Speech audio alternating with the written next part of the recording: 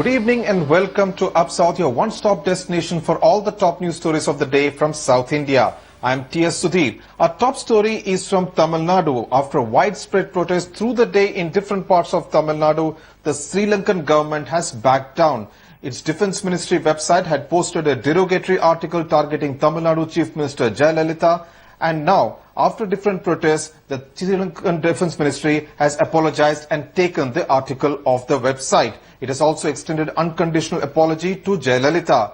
The apology posted on the Defence Ministry website says, and there you can see it on the screen, the article which had been published without appropriate authorization and not reflecting any official position of the government of Sri Lanka or the Ministry of Defence has since been removed. We extend an unqualified apology to the Prime Minister of India and the Chief Minister of Tamil Nadu.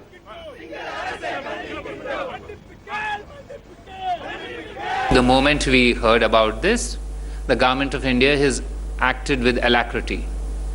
We immediately activated diplomatic channels. Our High Commission in Sri Lanka took this matter up immediately, and we were assured that action would be taken forthwith. Subsequently, I can now confirm to you that action has been taken and that objectionable article that you are referring to is no longer on that website. But the Tamil Nadu Chief Minister was obviously very angry. She called the article unacceptable. In fact, she said that the visual used in the article indicates that these are not necessarily the views of the author, but that of the government of Sri Lanka. She called for an unconditional apology from the government of Sri Lanka.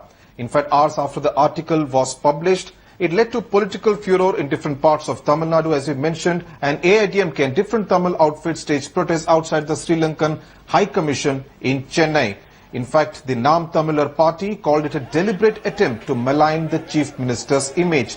And the BJP condemned the slur as a provocative remark against Jayalalitha, while DMK dubbed it as a cheap taste of Sri Lankan government.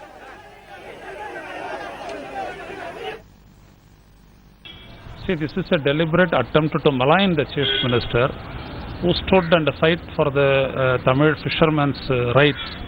They are always depicting Tamil Nadu Chief Minister in a bad manner. This is not the first time. This type of bad taste cannot be accepted. That too, you are making the official correspondence of the Chief Minister with that country's Prime Minister. How can you say this as a love letter? It only shows the cheap taste and cheap mindset the people, the Defence Ministry people has, the Sri Lankan Defence Ministry people has. This is not in good taste. It is unethical. And what can we expect of a group of killers who kill the citizens of their own land? Only this much we can expect. Joining me now is my colleague Srisha Reddy from Chennai, who has been tracking this story. Srisha, very strong words there by different political parties there, and also indicating a rare unity among different Dravidian parties there in Tamil Nadu. Would you interpret this climb down by Sri Lanka as a victory for all these parties, especially Jayalalitha and the AIDMK? Well, Sudhir, as far as this issue is concerned, we have seen, even in the past, as far as Sri Lankan issue is concerned, all the political parties echo a similar view.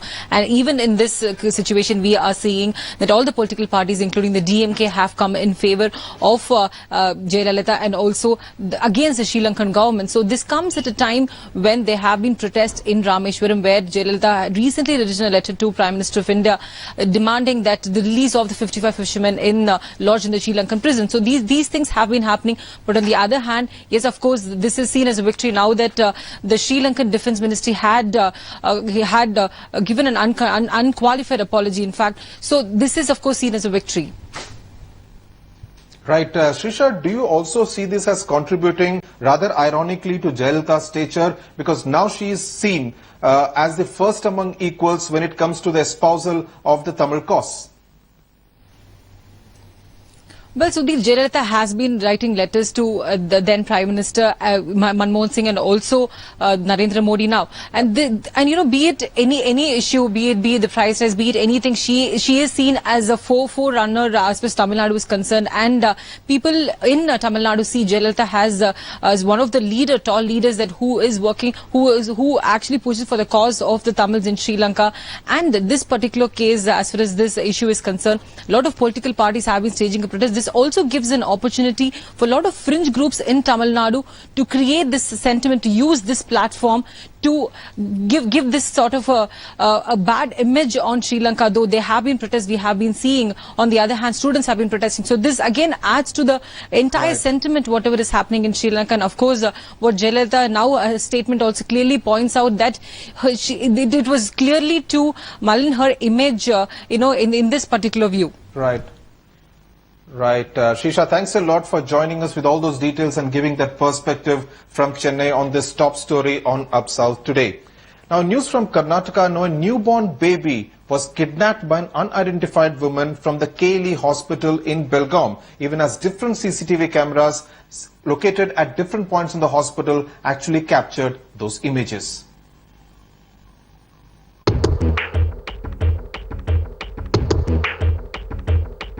Watch these CCTV images carefully. An unidentified woman in pink suit entering the labor room of a hospital in Belgaum. Strolling in the room, keeping an eye on patients, pretending to be the on-duty nurse. Few minutes later, the woman leaves the room with a child strapped to her. She leaves the hospital with the baby hidden in her white shawl. The police and the hospital authorities are clueless on the child kidnapper. The mother Aishwarya delivered the baby girl on the 22nd of July and a baby was stolen by this lady on the 23rd. Aishwarya says the lady had pretended to take her baby for BCG vaccination. The kidnapper, however, never returned. A case has been registered and the hunt is on for the woman. But so far the cops had little luck in zeroing in on the culprit. With Rohini Swami, Bureau Report, Headlines Today. We next move to the story from Kerala, where a young filmmaker has come under attack, all for not liking a movie and posting a scathing review on her Facebook wall. Seena Raya, a student and a filmmaker in Thiruvananthapuram, went to see a movie, did not like it and posted a review on her Facebook wall. But those associated with the movie took objection. Then there were some phone calls, and 3 days back, she and her friends were at a restaurant when a group of 15 surrounded them and one of them slapped her. She has filed a police complaint and the cops have reportedly picked up 4 people. Joining me now is Seena Raya from Thiruvananthapuram. Seena, thanks a lot for joining us on Up South on Headlines Today. We do understand that you would be disturbed after whatever has happened in the last 3-4 days. But tell us, for the benefit of our viewers, what happened exactly when you posted a review of the film Hi, I Am Tony on your Facebook wall? Okay, actually, all problems started from my Facebook account. Actually, I saw Hi, I Am Tony, that movie of Asif Ali. After that, I put a status on my Facebook account. After that, in my Facebook photos and status, I got a very vulgar comment from Anish Ali. Actually, personally, I don't know him. I first saw him my Facebook status or that comment. After that, I got personal messages in my Facebook inbox. Already, first of all, I deleted all comments him. But after that, again and again came his comments, status, very bad comments. After that, I blocked him. Before that, I already replied him in same as his language. Right. Seena, what were your comments on the Facebook wall like? Okay, I put status like this. Hi friends, I saw Hi, I Am Tony, but it is not good a film. Is very bad film. Not very bad film. Is too much lagging, like etc. Right. So you did not like the film. Subsequently, you were threatened, abused, even assaulted. Are you still getting threatening calls?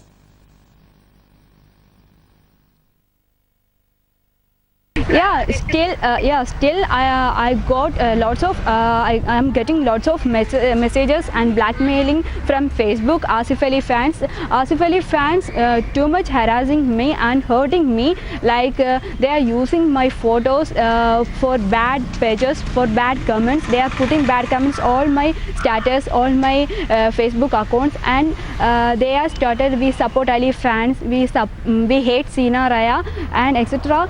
They are fully harassing me now. Right, and what action do you expect now from the Thiruvananthapuram police, Sina? Actually, first of all, police will find Anish Ali. After that, I can't tell anything.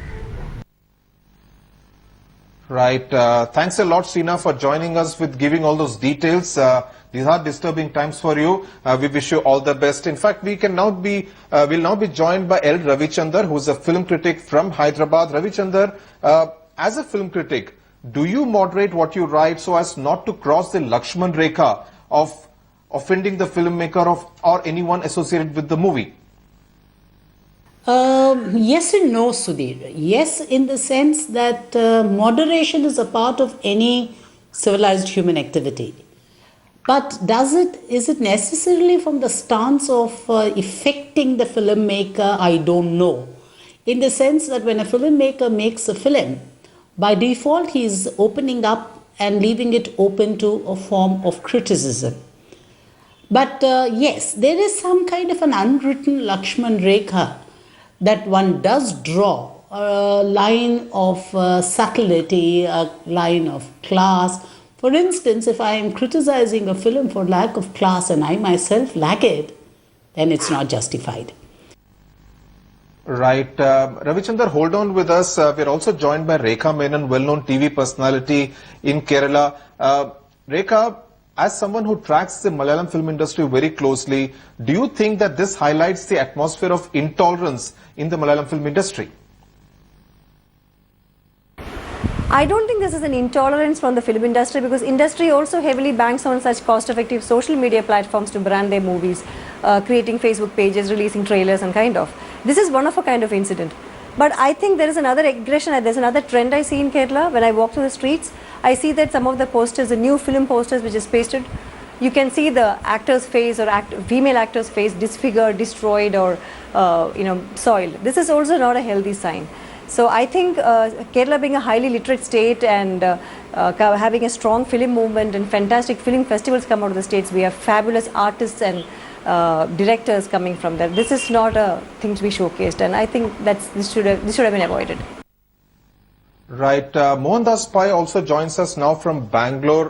Mohandas Pai, surely a filmmaker should not be thrashed in public just because she did not like a movie and she actually gave expression to her dislike of the movie on her Facebook wall, which many would argue is essentially some kind of a private space. So it's not freedom of expression. There is no rule of law in India. There is no rule of law in Kerala. In Kerala too, you heard about this orphan case, right? Kids taken from Bihar and Jharkhand and brought there. For political reasons, no action is being taken. That's what the media says. And here this poor girl is getting beaten up. And what action taking? How can these people gather together, have the courage to beat up a lady in full public view? How do they have the courage? They have the courage because they have political patronage. They believe that there is no rule of law in this rule of law in the state, and they believe the government is so soft they will not do anything. And even if they're charged, it will take many years for them to be sent to jail. They'll be out on bail. I think it's a terrible state of affairs. Right, Mr. Pai, what do you say that she should have done? This girl should stand up and fight, file an FIR. I think civil society in the state of Kochi or Trivandrum or wherever this happens should stand up and rise to protect the state, because today it is this girl, tomorrow it could be any of us. We have to join together, we have to come together, and we have to fight it out and show to the government that we will not accept anything like this. Right. Rekha, if you see the comments on the Facebook wall written by Sina, many would say that even they were objectionable. Many would say that she actually crossed the line when it came to the kind of criticism that she leveled against the filmmaker and the film. I can't comment on her behalf, but as a person who is using social media very extensively, there is a code of conduct for every person. I believe that. And both the sections of people should have, followed that. And one more thing is, when we embrace such medium, this is a hidden threat that this has to be, everybody is a celebrity, everybody is a film critic, and people has the freedom to say anything. I think we should avoid all this and go forward. And at the end of the day, if the movie is good, people will go and watch it. This all doesn't matter. It will go and people will go and watch the movie. Right. Ravichandra, there Rekha saying that irrespective of what the critic writes, people, if they want to go and see the movie, they will go and see the movie. That doesn't give much importance to the film critic. But would you say that there is intolerance both on part of the critic as well as those who are associated with any kind of film? The critic maybe not, in the sense that that's his job. He is required to be critical. The manner in which he is critical may call for attention. Yes, societally we've become very passionate about what we like, very critical about what we don't, and therefore fans going overboard is not a new thing that's happening. And I think they do far more harm to their hero or heroine, as the case may be, by protests which are grossly disproportionate to the kind of criticism that comes. Right. Thanks a lot, Rekha Menon, Mohandas Pai and L. Ravichandra for joining with that perspective on this very disturbing trend of intolerance as far as films are concerned. Not just in Kerala, it could have happened in any other part of the country. Even as a top Maoist commander surrendered before the Telangana DGP just a while ago, the question that is agitating many internal security experts is whether the Maoists are trying to make a comeback into Telangana and Andhra Pradesh. That's on the back of an exchange of fire in Adilabad district yesterday, memorials being constructed in Khammam, and another encounter which took place in the Nallamala forest last month. In fact, the Polavaram project is seen as an opportunity for many of these Maoists to try and make a comeback into Andhra Pradesh. Joining me now is former DGP of Andhra Pradesh, Mr. M.V. Bhaskar Rao, also N. Venugopal, editor of Vikshanam, and a keen observer of Maoism in India. Mr. Bhaskar Rao, to you first. There has been a lot of tribal unrest in the area around Polavaram. Do you see this as an opportunity that the Maoists will try to exploit to make a comeback into that part of Andhra Pradesh? Yes, because hitherto they have not been having any major issue where they could manipulate the public opinion, particularly in favor of the Marxist-Leninists. The Maoists would like people to see them as the one party which is fighting for their rights, preventing inundation, better rehabilitation, etc. So this is a political gimmick which they are playing. And that is why I think they are going to highlight Polavaram issue in future also, so that they'll be able to rejuvenate those dormant cadres in the border areas, and also try and see if they can get fresh people to be recruited into their depleting strength of the cadres. Venugopal, as someone who has analyzed the Maoist movement closely for many decades now, would you agree with Mr. Bhaskar Rao there that the Polavaram project and the entire displacement of tribals there gives the Maoists to actually strengthen themselves in that area? Does it give them a huge opportunity to make a comeback?